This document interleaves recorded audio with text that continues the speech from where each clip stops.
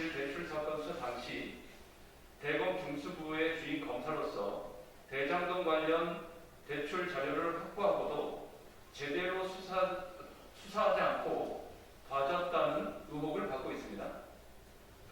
오늘 언론 보도에 따르면 당시 실사를 진행했던 회계법인 보고서에 대장동 대출 문제가 부산저축은행 부실의 원인 중의 하나로 명확히 지목된 것으로 확인됐습니다.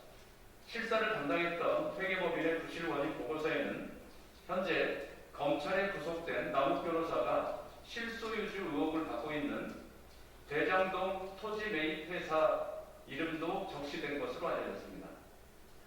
게다가 당시 대검 중수부가 부실 대출 관련 인천의 효성동, 경기 용인 수지, 전남 순천 등 여러 건의 개발 사업을 수사하고 관련자들을 처벌했음에도 불구하고 유독 대출금이 무려 1,800여 원에 이르는 대장동 개발 사업만 손도대지 않은 것을 시민들이 상식적으로 과연 납득할 수 있겠습니까?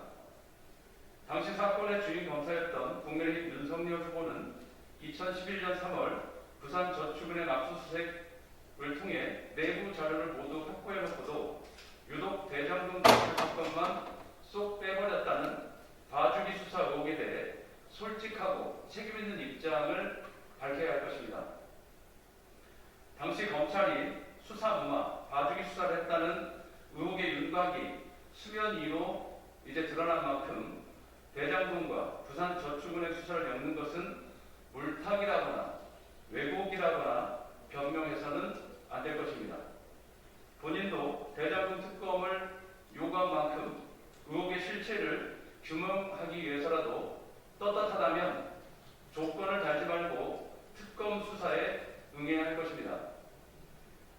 집권 여당과 제1야당의 대선 후보가 모두 불법 의혹으로 사법적 검증대를 피할 수 없는 사상 초유의 대선으로 시민들은 혼란스럽고 답답한 상황입니다. 이재명 후보와 윤석열 후보는 말로만 특검하자고 하면서 나는 문제없고 책임질 게 없다며 핑계만 대고 있습니다. 침대 축구하듯이 시간을 끄는 것은 시민들에 대한 정치적 도리가 아니라는 것을 분명히 말씀드립니다. 대장동 특검은 대선 후보 등록 직전인 2월 12일까지 두 후보가 후보 등록을 할 수 있는 자격이 있는지를 분명히 수사 결과를 통해 밝혀야 할 것입니다. 대선에서 시민들의 선택권이 훼손되지 않도록 양당은 특검을 조속히 결단하고 이달 안에 특검 구성 논의 절차를 시작할 것을 촉구합니다. 두 번째 브리핑입니다.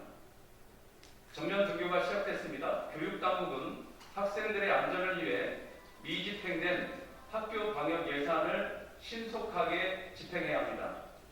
오늘부터 수도권 유치원, 초중고 전면 등교를 시작했습니다. 코로나 사태 2년 만입니다.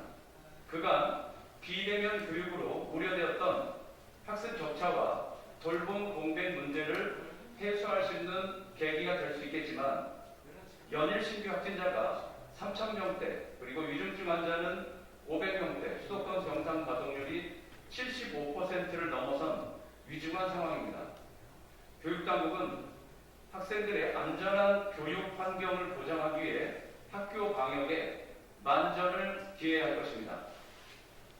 정부는 올해 1학기 방역 인력 확보를 위한 특별 교부금을 567억 원, 2학기에는 국고 480억 원의 예산을 배정했습니다.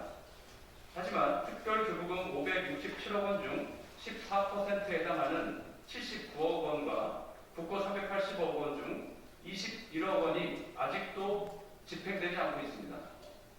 이런 와중에 오늘 전면 등교를 앞두고 학교 내 방역뿐만 아니라 평생교육시설, 도서관, PC방, 노래방, 체육시설, 학원 등 학교 밖에 방역인력 추가 확보를 위해 특별교부금 16억 7천만 원도 추가 지원했던 것으로 확인됐습니다. 추가 배정도 의미가 있겠지만 이미 배정된 예산이 편성 목적에 맞게 신속하게 집행하는 것이 무엇보다 중요합니다. 전면 등교 상황에서 학생들의 안전을 보장하고 교사가 학생 지도에 전념할 수 있도록 교육당국은 신속하게 예산을 집행하여 선제적 대응에 빈틈이 없도록 해야 할 것입니다. 안전하게 배울 수 있는 학생들의 교육권을 지키기 위해 정의당도 더욱 유심히 살피겠습니다. 이상입니다.